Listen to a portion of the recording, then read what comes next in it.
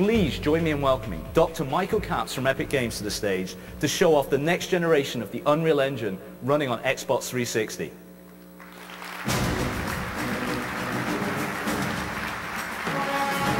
Michael, great to have you. Thanks, Chris.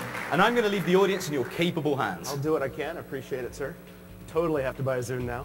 Okay, I'm Mike Capps. I'm the president of Epic Games. I hope there's a few Xbox fans in the audience today.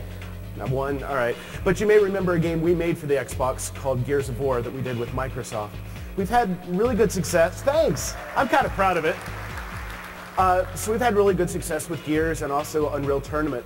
But as Chris mentioned, that's not all we do. We make the Unreal Engine, which has won the Game Developer Magazine's Frontline Award the last 3 years running. So it's been about a year and a half since we made Gears of War and launched it, holiday '06.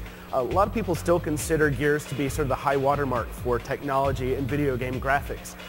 But we've been pretty busy since that 18 months ago when we launched the game. We've added a lot of awesome new features to the Unreal Engine, and we've really optimized it for the Xbox 360. So I want you all to do a little thought experiment and imagine what Gears of War might look like if we were to launch it today. And I'm going to bring Tim Sweeney out. He's our CEO, and he's going to give you a glimpse into that future, tell you about the Unreal Engine. Thanks, Mike. So now we're going to show you some of the things we've been working on since we shipped the original Gears of War game.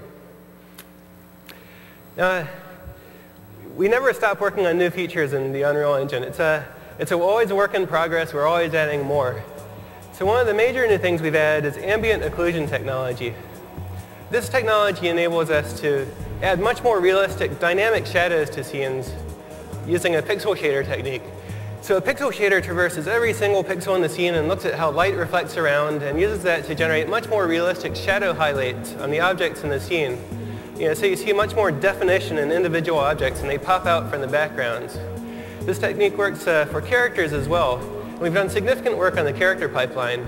On the left here you see Marcus Phoenix as he appears in Gears of War. And on the right he's being rendered in our new character pipeline. You see there's much greater contrast in the shadows, much greater specular lighting bouncing off of the thing. You see a lot more detail in the character overall. It is also a lot more efficient and enables us to render a lot more characters in scenes.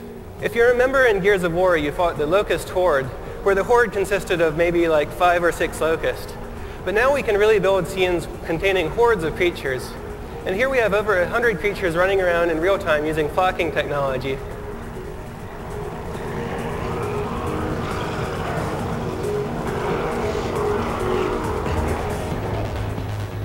We've also improved the water technology on Unreal Engine 3.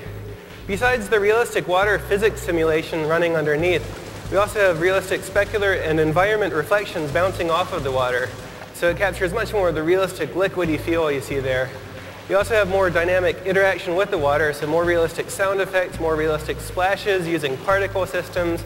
And this scales to very large environments. So you can build your game taking place on a deserted island, or you can build that jet skiing game you've always wanted to build using Unreal Engine 3.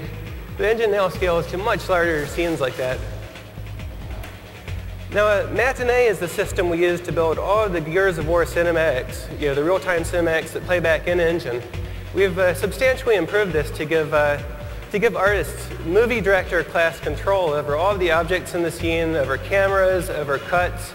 And we have a real-time preview now in engine that gives you all the visual effects of the real cinematic at a level that's not even seen in Hollywood now in their preview tools.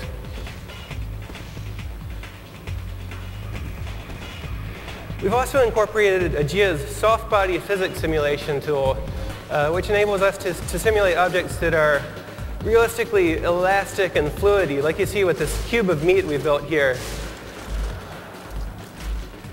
You can see the player can interact with that, push little pieces of it around, and it's all very elastic and buoyant. This also scales well to fluids. So here you have fluids moving around with viscosity and surface tension, retaining their shape.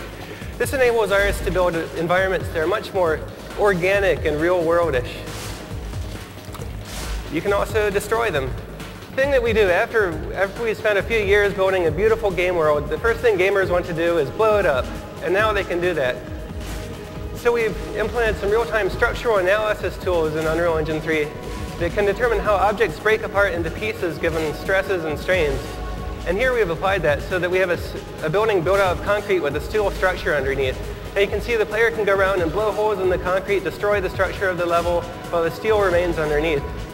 This is just one of the tools that enables designers to create far more realistic and destructible environments in future games. And these are just a few of the things we've been working on in Unreal Engine 3. We expect to have a lot more over the coming years as we learn to take more and more advantage of the Xbox 360's hardware power. Thank you.